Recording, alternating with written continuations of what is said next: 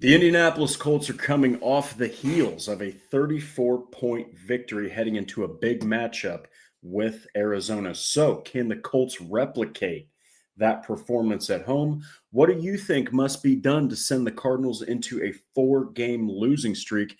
And what do you, the fans, expect from this cross-conference battle? Well, let's talk about it. Welcome to the Horseshoe Huddle Podcast, this beautiful pregame Thursday edition, presented as always by Indianapolis Colts on SI.com. I'm Drake Wally, co-deputy editor for the site, co-host of the show, joined by Noah Gebert, analyst for the site and fellow co-host of this program.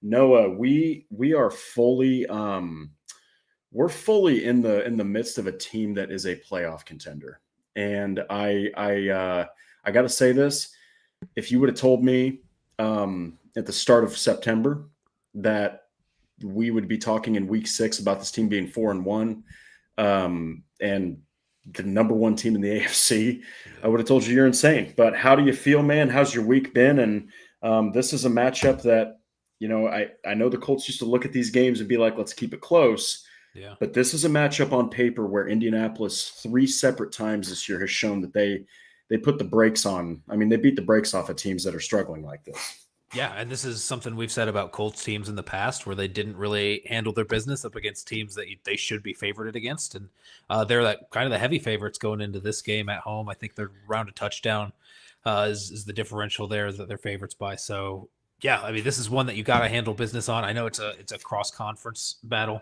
like you mentioned, and that maybe holds a little bit less weight. So the outcome's maybe not helping you with tiebreakers or whatever throughout the season. But when you're this early in the season and the Colts schedule's a little bit backloaded, you got to win and take advantage of these games that you can take advantage of here early on in the season. So yeah, jumping out to 5-1 would be a crazy start here for the Colts, and then going into the Chargers and the Titans. So yeah, I mean, it's just, this is where you got to put yourself in a good position to finish out the rest of the year. Yeah, and like you said, I would not have expected them to be able to take advantage of this kind of just where they're at in the standings right now and how things are matching up. Still, you're not safe despite the strong start. You're not pulling that far ahead. You got both games against the Texans, both games against the Jags still to play.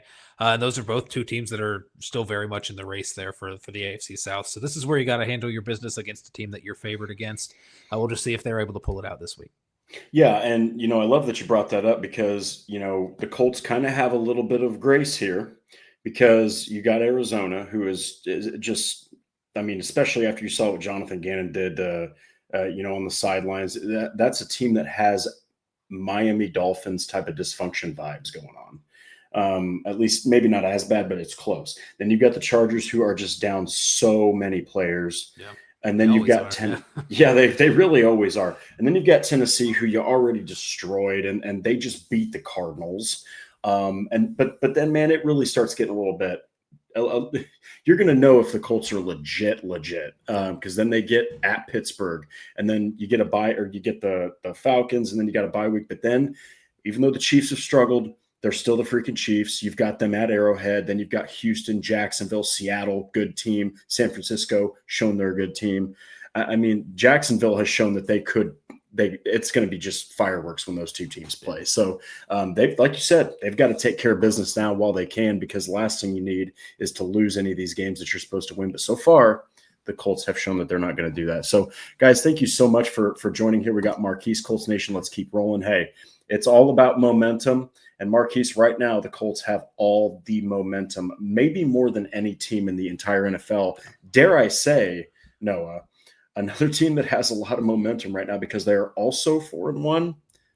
It's the Jaguars. So but hey, like we said, I mean, Noah, momentum might be not visible, but it's definitely tangible. And the Colts have shown that, they're starting to roll, and it shows in some of these dominating performances. Yeah, we've definitely seen like the most confident team I can remember as a Colts fan in the recent memory, right? So, just a lot of games in years past. I mean, it's just nothing seems to go right, and things just kind of roll their way.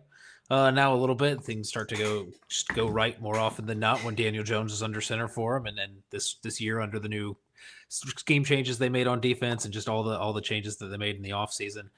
which a lot of people said was not going to be enough. Turns out, I mean, maybe it was just a culture shift that was needed in the building. The talent is pretty similar to what you've had in the building in recent years. I mean, you've got definitely some more on the back end there with Charvarius Ward and Cam Bynum, but really, the additions of Tyler Warren and Daniel Jones doesn't. I mean, quarterback's a huge change, but we didn't think that it was going to be as huge of an upgrade as it ended up being, going from Anthony Richardson to Daniel Jones.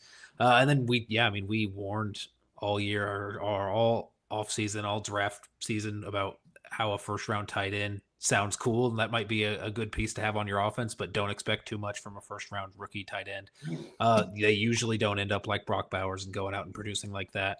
And maybe Tyler Warren's not throwing up Brock Bowers numbers, but I think he is having a Brock Bowers impact on this offense in the way that it's able to run, and the way that they've opened things up in the middle, running through him, and just kind of the wrinkles they've added, that halfback pass that he tried to throw last week, the fullback dive, the wildcat quarterback sneak that they ran 2 weeks ago. So, yeah, I mean, it's just he's a unique player, and they've completely changed that offense around just those two small additions. Yeah, and I have to go ahead and just mention this right now while we're at the start of the show here. And Noah knows this, I was all on the Colston Loveland train. Mm-hmm. I was on it. I was trying to be the freaking conductor for that bad boy. And, I said, I was like, hey, yeah, okay, so he doesn't have the blocking, right? He's not this utility tool, but he is a pure offensive threat. Yeah. And Tyler Warren has been the offensive threat. And I can't remember who said it, but there was a couple different people on X that were like, how did he fall to 15? Or how did he fall to 14? Like, how did he fall to 14? So the Indianapolis Colts have, like you said, I love that you brought up the roster, the depth chart isn't that much different. Yeah. And there's been injuries all over the place, especially on defense, and they're just not missing a beat. So Lindsey Mack here says, got to beat Arizona. The 2 games they won were versus the Panthers and the Saints, and they won by a margin of 1 score or less. 3 games lost by 1 point, 3 points, and 1 point there, pretty much last season's Colts. So I love that. That's going to be a must-win game. And then everybody else here, Sarah, Tony, Rich, thank you so much for joining in. So we'll go ahead and just kind of dive into it here. We've got the Colts Raiders recap. Now this performance, it's anytime that a team that had criticism during the offseason for doing anything comes in and starts beating, I don't want to say crappy, right? But they start beating teams that are down, they're not good, they're just struggling. People will come up with all sorts of narratives, right? And even we have, to a degree, Noah, where it's like, okay, the Raiders, I mean, I won't lie to you. Geno Smith looks as bad as he did with the Jets. Honestly, he just has taken such a big step back, and it's kind of sad because you were so pumped when he was looking like a real starter. Leads the league in picks. You're looking at this game. Okay, they beat the Raiders 40-6, but Noah, that is a testament to just the caliber that this team is, because we said it in the last episode. Good teams, playoff teams, Super Bowl contenders, guys, teams that are supposed to win their division. This is what they should do against teams that aren't good. The Colts have done it against the Titans. They did it against the Dolphins. They did it against the Raiders. So tell me a little bit about this game, because some people will say what they want, but this is still a professional football team they beat, and they didn't just beat them, they humiliated them. Yeah. I mean, 40-6. I mean, you said this is what you want and what you should expect. I don't even think that. They could have won 20-6. I would have been like, yep, that's the defense played really well. The offense did enough to win. Good point. I'm happy with that. 40-6 is a Madden score. That's not an NFL score that you see very often. So, yeah, they put up 40-6. You feel really good about just how dominant they were on both sides of the ball, and just kind of how all 3 phases of the game ended up playing together. It was really a complete win, which I think is maybe not the first time we saw some complete performances. I mean, namely the Titans game, I think was a more complete performance than we had seen up to that point. But yeah, this was where they really put it all together. The defense holding the Raiders to 6 points, putting the offense in some really advantageous situations where they get turnovers on a short field. You have the kick return touchdown that was unfortunately called back. You have the blocked punt. You have special teams making some plays for an offense that just made it easy to score 40 points. Like, the offense did not have to work that hard to get up to that 40. And it was really seeing complementary football, the complementary football that Shane Steichen has been preaching all training camp, preseason, really come to fruition and really creating those turnovers and then capitalizing on them and scoring on it. And that's really the offense, really that weakness that we said they had going in was that red zone offense. Went 6 for 6 for touchdowns in the red zone. There was not really a thing that the Colts could do wrong in that game against the Raiders. So it was nice to see, all three phases finally come together, where I thought special teams started off a little shaky the first 2 weeks. Defense definitely started off shaky, especially that Broncos game. I think had everybody a little bit worried of what that defense might end up looking like. But things turned around. And I think they're going to continue to trend up as this new scheme kind of gels together and the players kind of fit into their roles a little bit more. Maybe you finally found a weak side linebacker you're comfortable with, and things can really shoot up from there. Yeah, and something that's really interesting to point out about this game is when you entered the second quarter, the Colts were losing. All right, they were down 3-0. Not a big score, not a big deficit, whatever. The Colts scored 40 for the game. They only scored in the second and third quarter. They didn't score in the first or fourth. And the reason that they didn't score in the fourth was because they put in their backups. Yeah. I mean, Anthony Richardson was out there. And look, in an NFL game, I know that fans understand this, but for those fans that don't understand the magnitude of this move, here's what I'm talking about. If you ever see an NFL team put in their backup quarterback, that's so rare. Yeah. It's so rare that they're like, you know what? I mean, you remember all those years, Noah, when the Colts would be beating the ass of any given team with Peyton Manning as the quarterback? He'd never freaking leave the field. I mean, Jim Sorge's still holding the clipboard over there. Still holding the clipboard. It's 45 to 10 against the Texans. And what does Manning do? He goes out there and throws his fifth freaking touchdown of the game. I mean, you saw it with Belichick and Brady. They beat teams down, and you just don't take out your starting quarterback. The Colts felt like, we're done here. Like, anything can happen. Comebacks happen quick. Momentum swings very fast. And while it can move any given time, it typically stays with a team if they keep answering that momentum change. Yeah. And so, 40 points was scored in 2 consecutive quarters by Indianapolis. That's the kind of firepower this team has.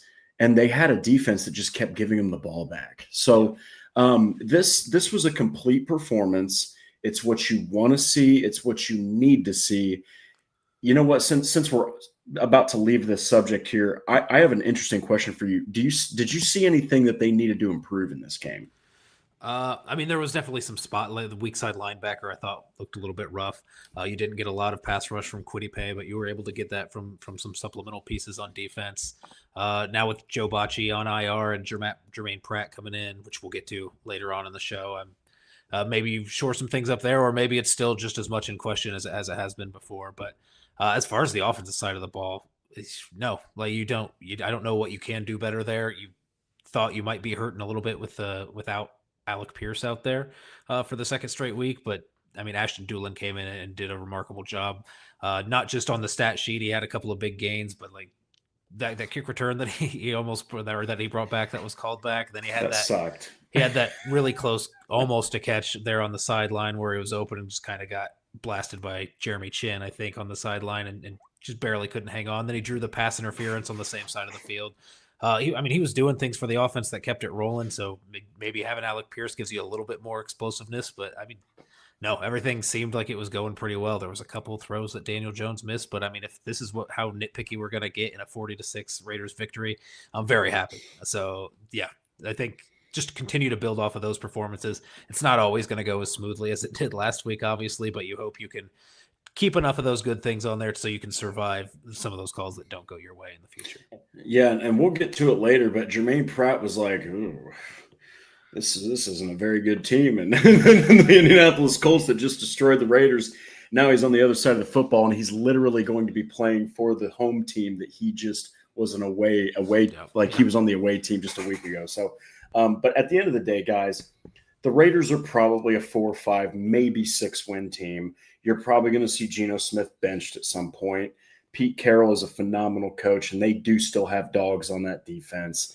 But the Colts took care of business. And look, you can't not play whoever's in front of you. You can't hand select your opponents. So give the Colts some credit. It's not often you see a 34-point margin in the NFL. So, but we're going to go ahead and just jump right into it here. So the bride of the ball, the attraction, what everyone's talking about is the Shane Steichen offense. So Arizona, and I put this in my 5 keys for the game.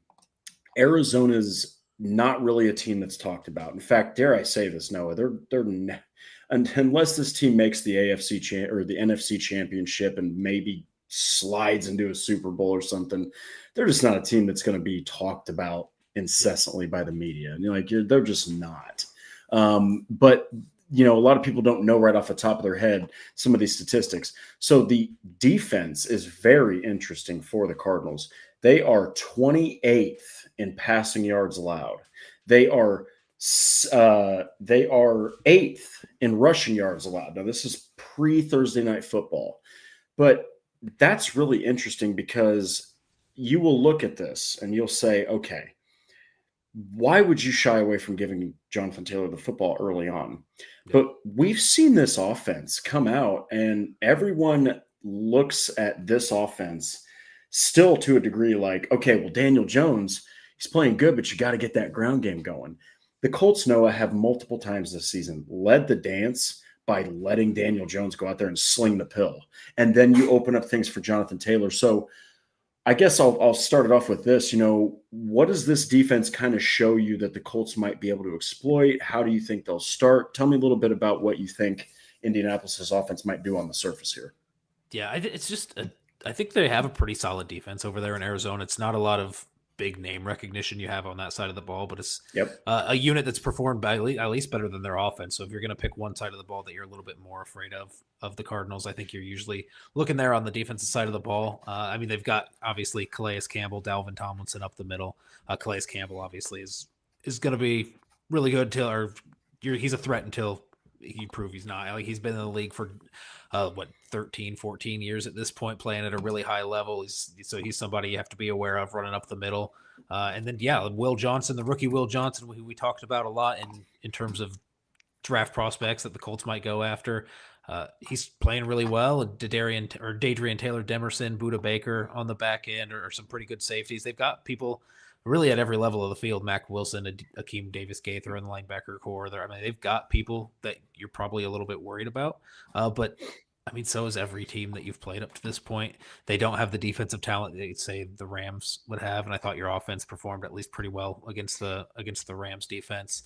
They've got some good pass rushers, but not to the level that you faced in Max Crosby, Nick Bonito, even Jalen Phillips, and in week 1, Byron Young, Jared Verse, especially. You've faced players that are really better at every level that haven't given you a ton of trouble, or that you were at least able to neutralize, like in Max Crosby. So, I think there's not necessarily a specific way that I would go about attacking it other than doing kind of what you've done before, and that's that Shane Steichen mantra of pass to score and run to win. And it's kind of been in that order throughout the whole year, where the whole first half has kind of been pass heavy, and setting things up and kind of softening them up to get the run game going, which seems kind of counterintuitive to what most NFL teams have done throughout history. Is they usually soften them up with the run game and the body blow so they can take it over the top for the punches. But the Colts have really been opening it up early, getting those safeties pushed back a little bit and stretching them a little bit horizontally. So there's more rushing lanes for Jonathan Taylor to take advantage of, and he doesn't really need that much of a crease to really take it and make an explosive run out of it. And we've seen that time and time again, even this season. So I think so far, I think that the offensive game plan is going to look pretty similar to what we've seen from the Colts most of the time, or most of the games that they've played this season so far. Yeah, and I love that you brought up Dadrian Taylor Demerson, because that was a guy that I really wanted the Colts to draft at one point. And, he's got 2 interceptions on the season. But the thing is, I love that it's just the ageless wonder, man. Calais Campbell, to just give you the actual information, he was drafted when he was 22. He's 39 now. Yeah. This man is entering this is literally his 18th freaking Well, I season. sold him short too. Dear God, in 5 games he has 3 sacks already. This man isn't an elder; he is an absolute king, and he's the kind of guy that, I mean, he's also got 15 tackles from a defensive tackle position. I don't care how old this guy is. If he's out there, Calais Campbell is a beast, and he will ruin your offensive line. And so the Colts, guys like Bortolini, guys like Gonsalves, guys like Nelson, even, they are going to have their hands full. Expect Calais Campbell to see double teams. I mean, so, but something else that really stands out about this Arizona Cardinals defense is I'm one of my keys is I said that they need to finish off drives with touchdowns. They've leaned way too many, or they've leaned way too much into too many field goals. And so two things. One, you do have Michael Badgley, okay? Big addition, he knows the franchise. He's been money, but he's got Matt Gay issues. Okay, so once you put him past 50 yards, wildly inaccurate. Yeah. So the Colts need to get, I mean, luckily they didn't even put Schrader in like distant problem. You know, he didn't have to kick a lot of deep field goals. But this is a team that only allows 19.2 points per game. I mean, the Cardinals aren't out there getting blown out. They're just not. So Nick Rallis has his defense on point here. And they haven't been routed. They haven't won by a lot of points. So kind of like I love that Lindsey Mack mentioned that earlier, because the Colts last year, you were like, my God, if the points swing 3 points, 5 points, 7 points in their favor, they're like an 11-6 football team. Shane Steichen in his press conference actually said this team could be 5-0. They really could. And you know, you look at the talent, you look at the performances, especially last week when they lost to the Titans with Kyler Murray. You're kind of looking at that like, all right, you guys kind of stink, but they're going to bring it. I mean, especially defensively. So I like that you brought that up. So when it comes to the weaknesses, which is the pass, the strength, which appears to be the run, is there like an element of the offense that you think will really need to shine? And of course, there's always your cliche answers, but is there like a certain area of Shane Steichen's offense that you think really will need to step up to kind of open up what they can do? Or do you think that they pretty much have the advantages everywhere? Yeah, I mean, you would like to think that you have advantages everywhere. Obviously, it depends. Braden Smith hasn't been practicing. If Jalen Travis is thrown in there at right tackle, you're a little bit worried about what Baron Browning, Josh Sweat are going to be able to do to Jalen Travis, and in terms of just him being his first real action. And I mean, we say this pretty often about how you don't want to throw a rookie tackle out there and rely on them. But that might be in the situation that the Colts are in come Sunday, and you're doing it up against. It's not Max Crosby and it's not Jared Verse, but it is a pair of really capable pass rushers that you'd be going up against. So really, regardless of who you get on your side, he's got a threat that he's got to deal with over there on the right side. So maybe if that ends up being the case, maybe Tyler Warren is used a little bit more as a chip blocker and making sure he doesn't get a free release at Jalen Travis, whichever edge rushers that's lined up outside of him. But then aside from that, I think you've got really strong safeties on the other side of the ball. So maybe you want to attack outside a little bit. Maybe Alec Pierce is back. Hopefully he's playing this game, so maybe you can take advantage of him being on the outside. Continue to use Michael Pittman on some of these outside matchups as well. Max Melton has not been playing that well, but I mean, Will Johnson has. So just kind of pick and choose your matchups here with the defensive backs that you've got on the field. And I think the Colts probably feel pretty confident one-on-one, regardless of which wide receivers lined up on which corner. So I think that's where you kind of look for your matchups. And then hopefully your offensive line can handle business up front. But yeah, like you mentioned, Calais Campbell, somebody you've always got to watch out for. Matt Gonsalves has been playing really well. Tanner Bortolini been playing really well. But I mean, this is what you said, an 18-year veteran. You always got to be watching out and be on your toes when you're going up against a player of his pedigree. So yeah, I would say start attacking on the outside and then make sure that you're giving, even if it is maybe Braden Smith at not 100% on the outside, give a little bit of chip help, keep a running back in to block. Jonathan Taylor's done pretty well at that this year, or Tyler Warren has also been a pretty effective pass and run blocker this season. So just give your guy on the right side some help just to kind of neutralize that pass rush a little bit. Yeah, and I'm just going to address something that's apparently a hot topic in the chat. Look, guys, just because I'm not wearing a tank top, all right, that does not mean the Colts are going to fall apart in this game. It's fall. It's basically fall weather in South Bend. All right. It gets freaking cold up here. All right. Which means, I mean, my house is small. I got to wear a t-shirt every now and again. You know, I got to calm down, guys. But no, when it comes to the Colts offense, it's been not a carbon copy, but Shane Steichen has clearly adopted truly now his philosophy of, you know, being able to open up things for your star player by throwing the football, softening up the defense. Really, you know, I don't mean to be cheesy, but you saw that for the first time in NFL history when you saw Bill Walsh doing it with Joe Montana to open up things for Roger Craig. You know, you'd hit them with the quick passes and you're getting the defense thinking, and then they kind of spread out, they loosen up a little bit. That, you know, the linebackers, they kind of let up a little bit from the line of scrimmage, and then you hit them with the ground attack. And it's not something teams typically do when they have a running back and an offensive line like they do with Taylor and what they possess. But I mean, Daniel Jones, man, he's been able to do it. So we'll see. There's a lot of ways that you can attack the Arizona Cardinals, but it is they're just such a weird team, Noah, because they rank very low against the pass. They rank well against the run, but they're really good against not letting teams score a lot of points. Yeah. So that's why the Colts have got to emphasize putting that ball in the end zone, because I know Michael Badgley is good within 50 yards. I know that he was money for the Colts in 2021. But he's a new kicker. All right. He's been sitting at home, man, waiting for a gig. So it's like, I just don't feel comfortable putting that guy in a position like Spencer Schrader's been, where it's like, hey, pal, go out there and kick us 5 field goals. Yeah. You know, I don't like that. I mean, I don't know about you, but this offense, I think if there was ever a game where they really need to score touchdowns, every game, right? Yeah. But this one, you've got a brand new kicker that doesn't have the leg. You can't go out there expecting him to score you 15, 18 points. Yeah, and maybe this is where some of that confidence or that momentum that you got from last game, scored 6 out of your 6 attempts in the red zone on offense against the Raiders.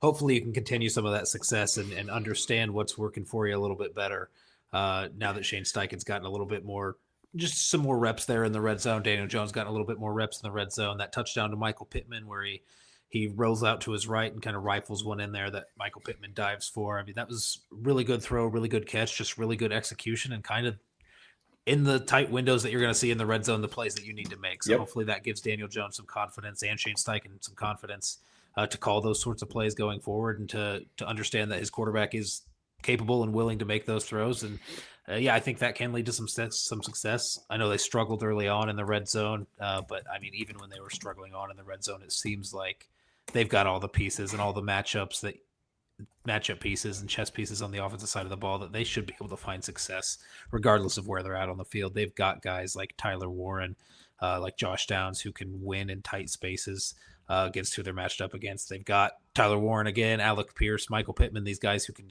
go get some contested catches against some tight coverage, which you're going to see in the red zone as well. So there was really no reason. And on top of that, I didn't even mention the running game with Jonathan Taylor, which is massive and should be massive in the red zone.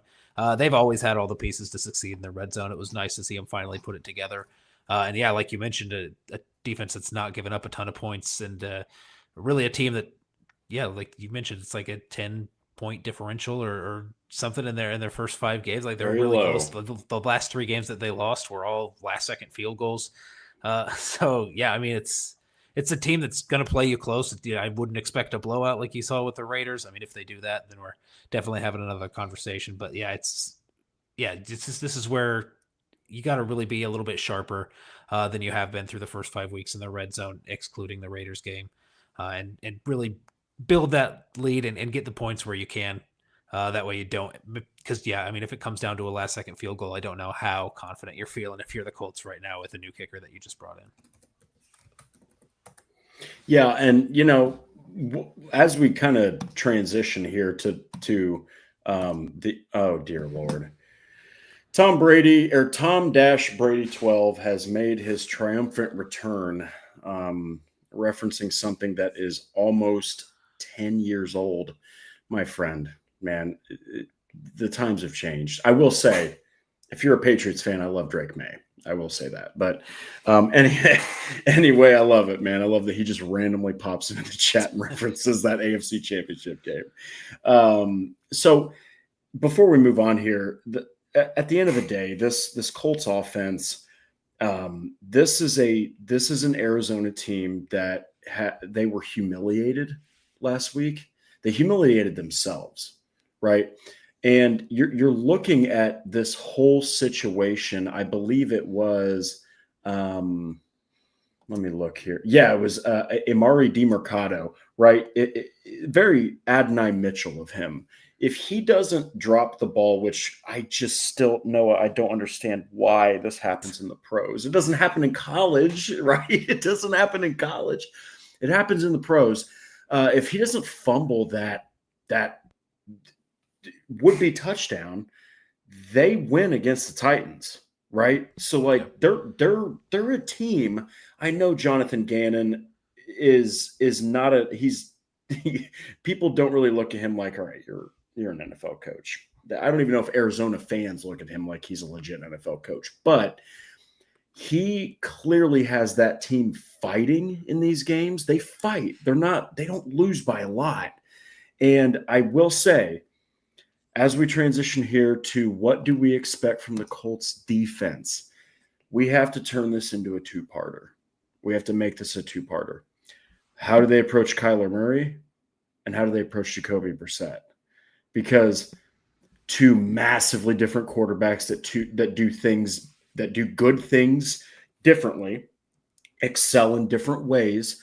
Obviously, Kyler Murray is far more of a threat than Jacoby Brissett. Colts fans know Brissett very well, a very loved player. He's not going to piss any fans off. If you're mad at Jacoby Brissett, you need to go to a therapist and reassess your life. But what do you expect from this Colts defense? Because this is honestly an Arizona offense. While their defense has put up a good showing more often than not, their offense is pretty underwhelming. And it's not been good. You look at guys like Marvin Harrison Jr., a lot of drops. You look at guys like Trey McBride, who last year soared, had over 100 catches, looked a lot like Brock Bowers. He's got 29 on the year, still averaging damn near 6. Pretty impressive. Less than 10 yards per catch, though, 1 touchdown. I mean, there's really a lot of ways that the Colts can approach this, but there's none more important than pretty much trying to nullify the passing game. Yeah. Because, I mean, you're out James Conner, and you're leaning on a lot of backups in the backfield. Yeah, and I think the offensive line, I think, is a strength for Arizona, at least at a couple spots. That Paris Johnson's been playing really well. Jonah Williams, I think, has been playing pretty well.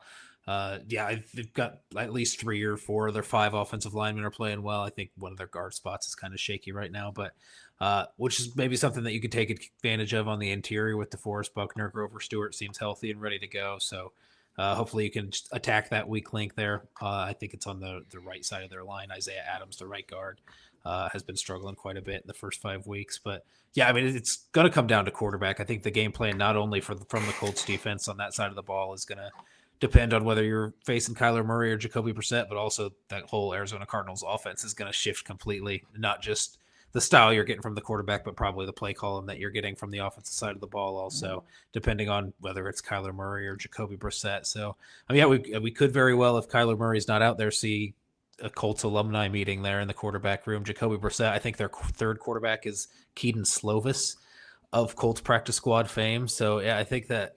Wow. I think that that'd be a Colts That's reunion a deep there cut, of those Noah. two quarterbacks. Yeah, so probably won't see him on the field, but yeah, I mean, it's different when you're facing Jacoby Brissett versus Kyler Murray. Kyler Murray's obviously going to be able to make plays with his legs, be more willing to throw that deep ball than Jacoby Brissett's been willing and able. Even when Jacoby Brissett was with the Colts, he would kind of want to throw that deep ball, but it would fizzle out, kind of what you see from Daniel Jones a little bit this year, honestly, and what you saw from Gardner Minshew in 23. So that's something where maybe you can play your safeties up a little bit and be more supportive in the run game if you've got Jacoby Brissett in there at quarterback. So, yeah, it's just something where if you're facing Kyler Murray, you've faced some mobile quarterbacks this year already. Bo Nix, pretty capable using his legs. Cam Ward, especially. is very capable using his legs. So it's good that you have those 2 games under your belt already to kind of understand what your game plan will be in specific situations where you need to keep the quarterback contained. And maybe that's more to the speed of these Colts players, these Colts edge rushers on the outside. Kwity Paye maybe not getting a ton of pressures, but if you can rely on him to hold his pass rush lanes on the outside and keep contained on what would be a mobile quarterback, maybe that's something you feel a little bit more comfortable doing. So I feel pretty confident they'd be able to keep both of them at bay for the most part. Obviously, Kyler Murray's going to go out there and he's going to make some plays that you don't expect a quarterback to go out there and make in terms of evading some defenders, breaking some sacks, and squirming free for some first down runs that are probably going to be pretty frustrating if we see him in the lineup. But yeah, I mean, it's all going to come down to that. The pass game has really struggled regardless. I mean, like Kyler Murray was not getting the passing game going very well. I wouldn't expect it to change too much with Jacoby Brissett.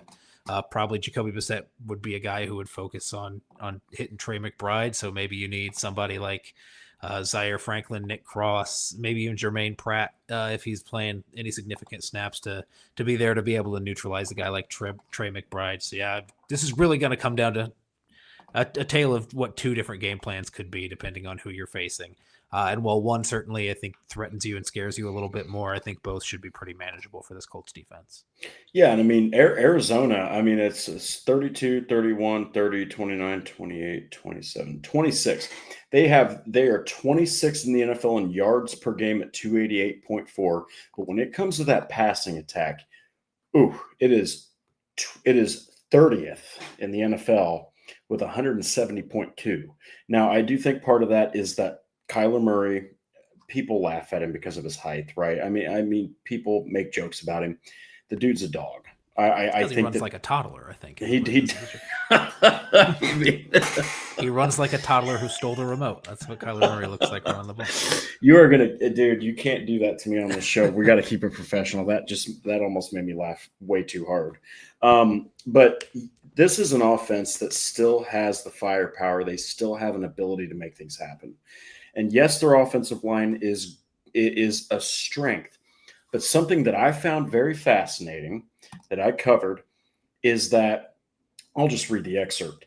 The Cardinals' offense has been underwhelming, and quarterback Kyler Murray has sustained 66 pressures. Pre-Thursday Night Football tonight, that is 12th in the NFL. As for sacks, Arizona's offensive line has allowed 16, which is tied with multiple teams for 5th most in the league. So, dear Lord, if Jacoby Brissett suits up, I think he's going to get that ball out quicker, right? Because he's much more of he's a lower risk quarterback. Yeah. He still has that arm, though, sometimes to just heave it downfield, but he doesn't have the weapons to do that right now. And I'm telling you, if Murray doesn't start, Brissett is going to be a statue back there. But if Murray does start, I think somebody mentioned it. Yeah, I mean, he might have he might have a nagging injury. So This is an opportunity, if there ever was one, for the Indianapolis Colts defensive front to have like a 5 or 6 sack game. This is it. I mean, this offensive line can make it happen, right? But with all the injuries, with the lack of production from your offense and your pass catching weapons, you don't have James Conner back there, which people forget about James Conner. I am telling you, good running back, man. He does all the things right. He blocks, he catches the ball out of the backfield. He's patient with his reads. Just look at any tape of James Conner. You'll be very happy that you did. The guy is a completely overlooked gem. Without him in the lineup, you're talking about a pretty big drop in the production of these running backs, and they have to start filling in with a committee rather than one guy. Yeah. So this is an offense that's really struggling, and I understand they've lost points by not much, but it's been more often than not because of the offense. It ain't the defense that's losing these games, in my humble opinion. So this is an opportunity for Indianapolis, but something I got to highlight here before we kind of move on to our next subject here. This tells you how pumped fans are. Mayody's over here saying this season is so hyped, I can do deadlift sets while getting the fire from here on the show. No music, dude. Let's go. that just encapsulates how excited Colts fans are for this football team. But yeah, so one of the things that we'll jump into here, we'll kind of speed rush these a little bit. What do we expect from the Cardinals offense? Honestly, you have Trey McBride and you have Marvin Harrison Jr. Marvin Harrison Jr., dude, has not had himself a very good sophomore season. He just hasn't. The expectations with the last name, you have a Hall of Fame father, right? So much is riding on this poor kid to go out there and just be a top 5 receiver. It doesn't always happen right away, people. The talent's there. Just don't undersell this kid. He's got the talent. But this is an offense that I really don't know what the identity is, Noah. I think that for them to do anything, whether Murray starts or not, you got to run the ball and you got to get it to Trey McBride. He's the guy that's averaging almost 6 catches a game. What do you see from this offense? Because I mean, they're an anomaly. I don't know where they're going to excel or attack you. It's really a momentum thing, I think.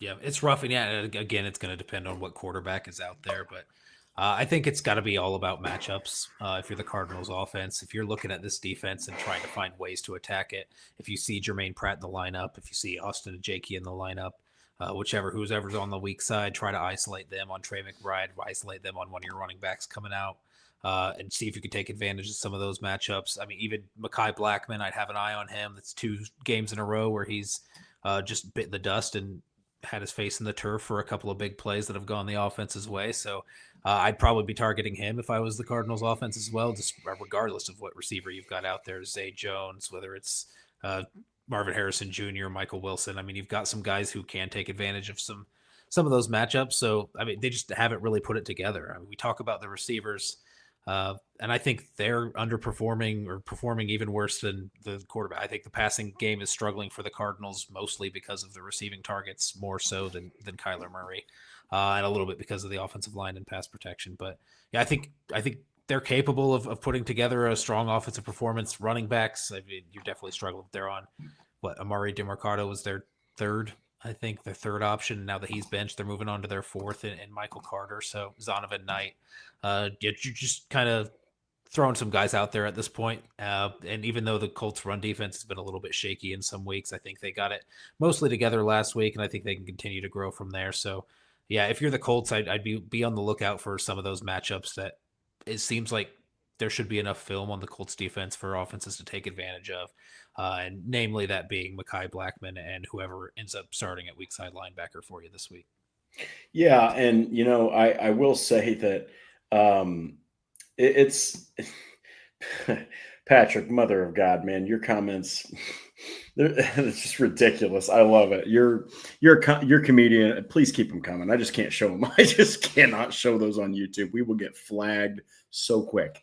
But no, look, this is still a capable football team, and you are down multiple playmakers in your backfield. When you aren't getting the production you need from your passing attack, and then you can't keep. I mean, Trey Benson was playing great. James Conner, he's a guy that is always easy to lean on. Both those guys, you're trying to kind of dig deep into your bag of tricks, and it's like they just keep getting hurt. So it's really difficult when you're leaning on guys like Bam Knight, leaning on guys like Michael Carter. How about we throw it back to the Jets? They're representing the Jets here big time. It's just one of those things where you have to throw the ball. You got to get the ball to your pass catchers. They just don't have that. So I still fully expect the Cardinals to try their best to establish a ground attack. But man, the Colts have a distinct advantage here. And even though it's Jermaine Pratt, I know he's new. He is, dare I say this, Noah, he might be more capable than any linebacker on the roster not named Zaire Franklin. Yeah. I mean, he's got the track record to prove it, honestly. So you are kind of scraping. Like it was a weird situation where you kind of saw that coming in training. Oh yeah. Definitely. At linebacker, you said maybe it's not all there. Are we really going to give this starting job to Jalen Carlisle? Turns out, no, they're not going to give it to Jalen Carlisle, but the backup plan didn't seem like it was much better. Joe Bacci performed really well in training camp and in preseason, but as soon as we got to the regular season, it was pretty clear that his role shouldn't be full-time starter, at least at this point in his career. Austin Ajaki is a guy who, I mean, he's been 4th and 5th on the depth chart, and just has been kind of sneaking up there and getting some snaps, not really out of I'm no detriment to him and how well he's been playing, but like it's more because you can't find a guy out there that you want full time, and you're trying really whatever you can find out there. Cameron McGrone is a guy who got some snaps, ended up getting waived. Then you've got Chad Muma, who's only been with the team since cut day. Buddy Johnson, who's been with the team for about a week, and Shegun Alubi, I think, is like a forgotten man in this linebacker core. Got the blocked punt last week, but really has seen no defensive snaps and really wasn't really seeing any defensive time even in the preseason games and in training camp under Lou Anarumo. So it's pretty clear they don't want to throw him out there. So yeah, why not go out there? We know how the last Lou Anarumo favorite or experiment turned out with Xavier Howard and how that ended up, but Jermaine Pratt, just give it another roll and hope that ends up working.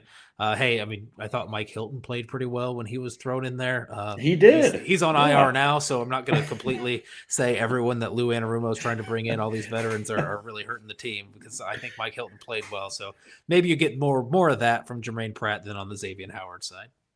Yeah, and we'll get to that in news and rumors, but we'll jump here to what do we expect from the Cardinals defense? Very simple. This is such honestly, until proven otherwise, if I'm any defensive coordinator, I don't care if I've got the number one pass defense and the number one run defense. It's to take away Jonathan Taylor. Yeah. It's and for the passing, yes, they have downs. Yes, they have if he can clear concussion protocol, Pierce. Yes, they have Michael Pittman. Okay, they've got a talented receiver in A.D. Mitchell. They've got an explosive threat and just a dog in Ashton Doolin. It's Tyler Warren, man.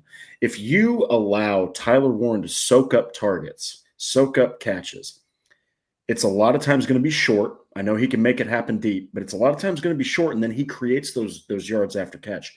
It is about taking away Jonathan Taylor and Tyler Warren to force Daniel Jones to have to throw to some of these other pass catchers that aren't quick win guys. I know Downs is, but he's not 6'5", like 250 pounds. It's going to run you over. He's not going to block a bunch on the inside and get lined up in the backfield. So that's what I assume that they're going to do. And that's where you will see, I think, the real brilliance of Shane Steichen have to come out. Is if you see I'm not saying Warren's the best pass catcher, but I mean, he's kind of making a case for the best safety blanket, honestly. Yeah. So we'll see. But what do you think about that? I know that there's other ways the Cardinals can approach this. I mean, they've got a defense, like we said, that is not even allowing 20 points a game. Yeah, I mean, they've got good players. This is a tough offense to stop, though. That's really operating efficiently in the run game and the pass game. When you're operating on both ways like that, I mean, it's just difficult to stop and game plan against. Honestly, if I was the Cardinals defensive coordinator, I would be trying to come up with some ways to keep them off of schedule and fall a little bit behind schedule and down in distance, which like the Rams did. Yeah. So you keep them from getting these quick. Like you mentioned, Tyler Warren, Josh Downs. Don't let them beat you on short routes. You really sell out for the run when it's obvious running situations, or even early on 1st and 10. Just keep it from going 2nd and 6, 3rd and 2. Like, make it so you're facing some 2nd and 10s, 3rd and 8s. They just make Daniel Jones have to make those intermediate throws more than he has to make those short throws. Maybe that gives you a little bit more time with your edge rushers and Baron Brown and Josh Sweat, maybe beating a guy like Jalen Travis or Bernard Ryman on the outside. If you've got Daniel Jones trying to make some of those passes, based on a long career track record and history, that Jonathan Taylor is going to be able to impact the game in a positive way. Try to mitigate that and kind of bank. If you have to get beaten by Daniel Jones, get beaten by Daniel Jones. Don't get beaten by the one who can beat you in Jonathan Taylor, and make Daniel Jones be the guy who has to make those throws. So far, he's been doing it, right? And that's why the Colts are winning, and that's how they're coming up with all these. But if I was a defensive coordinator, I'd continue to make him prove that and not get beat in the ways that you can get beat. Yeah, and this is again, I dare say that teams even like Tennessee get noticed more than Arizona does. No one talks about the Cardinals. No one. I mean, and I'm telling you, this is a team that, despite the coaching, drama, whatever you want to say, with DeMarcado on the sidelines with Jonathan Gannon. Despite the potential non-showing of Kyler Murray this week, and despite all the injuries in the backfield, this is a team that is so humiliated right now. And I'm telling you, they are going to come to Lucas Oil Stadium ready to prove themselves. They're going to do it. And there's something to be said about a team that is struggling, losing 3 in a row, going up against a juggernaut that has won 4 out of 5, probably should be 5-0, and they've got this sexy offense and this defense that's that complements the offense really well. Do not sell this Cardinal team short. They are going to come ready to fight, and they are going to do everything they can to make the Colts really regret facing them at home. So Indianapolis, especially offensively, I think that they're going to need to be on their P's and Q's, because this is just a Cardinals offense that's not – I'm not saying they're not capable of going out there and putting up 30 points, right? Because anything can happen. Yeah. But the Cardinals are going to win this game, ladies and gentlemen, by playing stifling defense and giving their offense a chance to succeed, because that's their weakness. So, but we'll have to see, because Noah, this is a team that, like you said, minus Calais Campbell and maybe 1 or 2 other guys, no one's out there naming Cardinals defenders like household talents, but they can still make it happen. They absolutely can. That's true. And yeah, one thing I think, while we're talking about the Cardinals defense, just right before we get off that, I think we would be remiss not to mention the familiarity that probably Jonathan Gannon and Shane Steichen have with each other from their time as defensive coordinator and offensive coordinator for the Philadelphia Eagles, both getting their head coaching jobs in the same time. These are guys who are going to know the wrinkles that they want to employ. They've been in these team meetings and listen to the kind of wrinkles they want to throw in the game plan from either side of the ball. They know the staples that they're going to be going to just from their time together in Philadelphia. So I would expect to see a few creative things thrown in, I mean, both on the defensive side of the ball for the Cardinals, in terms whether it be some exotic blitzes or some different fronts and just some stunts on the front side and some mix up of the coverages. You're just going to see some things that probably you're not used to seeing. And I think Shane Steichen's probably going to have a few tricks up his sleeve. Probably in the form of Tyler Warren. It seems like that's always how it's going to be this year, just because he's that Swiss Army knife that you can utilize in different ways. I would expect some creativity to be shown out on both sides of the ball, just because of how familiar these two are with each other. Yeah. So we'll go ahead and jump here to the Colts X factors. I'll go ahead and knock mine out. Mine, everybody, I mean, it's really difficult to not lean into the star players, for Indianapolis, but mine personally is Charvarius Ward. Yeah. And here's why, is because you're talking about a secondary that's going to be using guys like Chris Lamons. They're going to be using guys like Jonathan Edwards. And you could say either one of them are X factors. And Chris Lamons has done nothing but prove himself and fight for his right to start at slot in this situation. But Jonathan Edwards, man, undrafted free agent rookie, out there making plays, all the limited opportunities he's gotten, he's just been out there and he's made things happen. You got to be excited about that. But it's Charvarius Ward here that really stands out to me the most, and it's because he's the top dog. He's played like a Pro Bowler. I don't know about all pro, but he has played like a Pro Bowler at the least, and that's impressive. And I think that if he can take away Marvin Harrison Jr., you put all the weight of the offense on Trey McBride. I mean, McBride's going to get his. He is so damn good. And I mean, he is great. He's a great tight end. He's a top 5 tight end any given week. But he's probably going to, if you sit there and you're like, okay, the guy caught 7-8 passes, right? But it's for like 65, 70 yards. Lou Anarumo's scheme is built for that. Yeah. It's built to allow yards, but not points. And so I think that the X factor is going to be Charvarius Ward, because if you somehow let these receivers get open and squeeze themselves open on routes, you let them leak out and get open where a guy like Brissett or Murray can hit them, it's just going to make covering Trey McBride even worse. Yeah. So I think that Charvarius Ward is my X factor. Who do you got? Yeah, I mean, for the same reason that you just brought up Trey McBride, that's the kind of the reason that I'm bringing up my X factor here, and that's Nick Cross on the defensive side of the ball. I think a big reason, obviously, is Trey McBride, who I think is their biggest threat in the passing game, is somebody that he's going to maybe not be on 100% of the time, but at least be used in some ways to try to mitigate the damage that Trey McBride can do to you. And then again, like if it's a run heavy offense, if they're trying to go with that game plan, even if it's Jacoby Brissett, I think more plays are going to be need to be made towards the line of scrimmage, because Jacoby Brissett's like his tendency to throw short passes and lean on the run game, and even Kyler Murray if he's scrambling. I think Nick Cross is a guy who can come up there in the line of scrimmage and make plays in the run game, cover some of these short routes, maybe even use some of his speed to corral a scrambling Kyler Murray. I think there's a lot of ways that he could be used. He's been used in a lot of different ways and really been all over the field for the Colts so far this season. I expect that to continue. And this is really an offensive matchup with the Cardinals that I think the key pieces of the offense are the places that Nick Cross can really make a difference in. Yeah, I mean, I love both of those. I think that if you see Nick Cross succeeding, then there's a lot of good things happening for the defense, because that's a guy that everyone's talking about Law too. You know, everybody's talking about Charvarius Ward and Cam Bynum.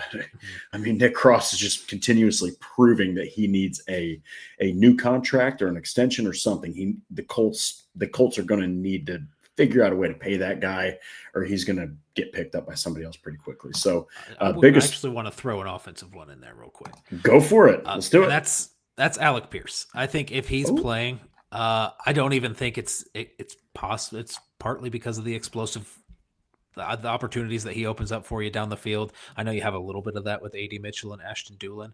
But without Alec Pierce on the field the last 2 weeks, Jonathan Taylor's rushing productivity has dipped.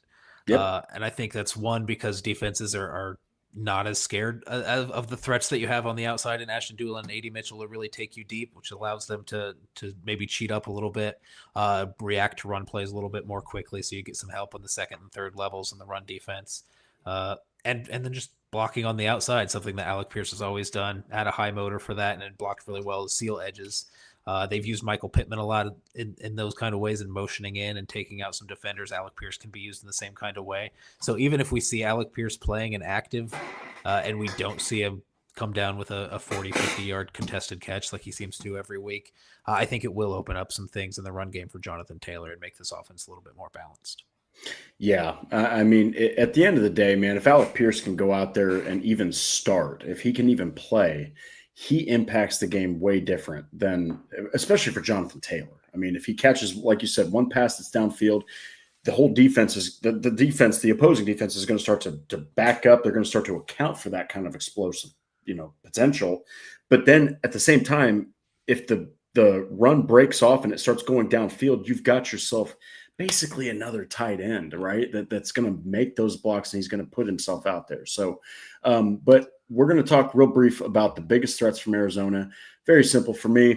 I mean, the offensive line plays really well, but I mean, it is Trey McBride. Trey McBride is the catalyst for everything they're trying to build off of offensively. If he's out there soaking up targets and you're able to quell the rest of the playmakers, okay, oh, well, a superstar is always going to get his or theirs or whoever's.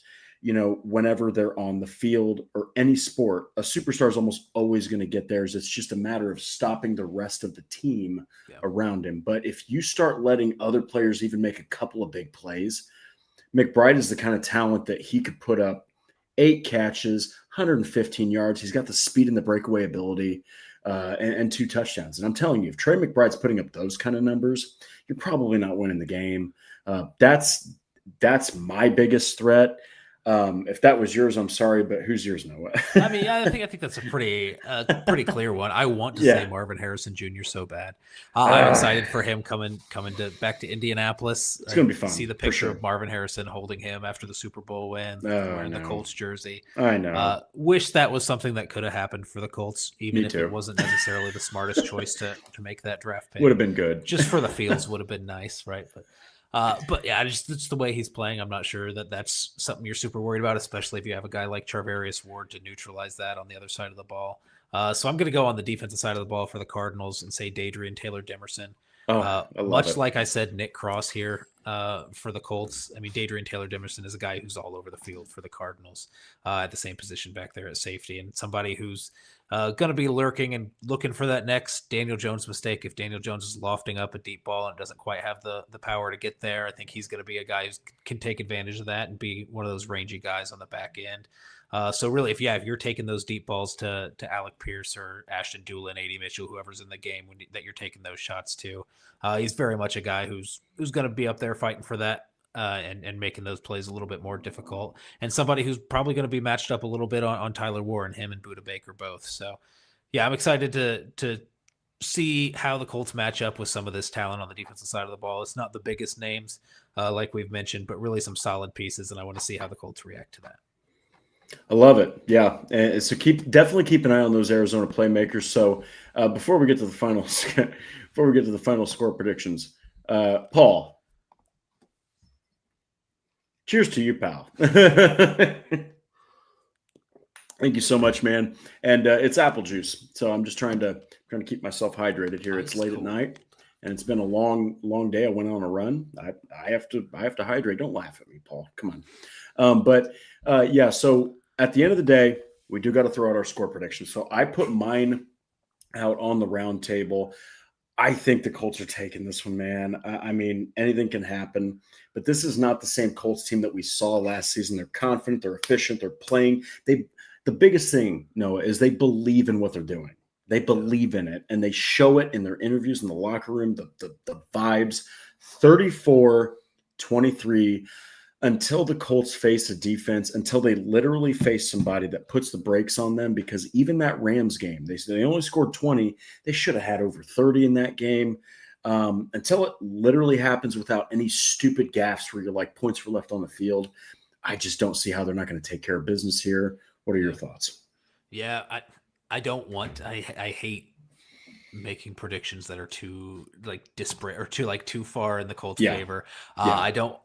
I don't usually think that way, but I really don't see any situations where the Colts defense doesn't really stifle this Cardinals offense, especially if Jacoby Brissett is in there at quarterback. It's going to be really tough for the Cardinals to score points.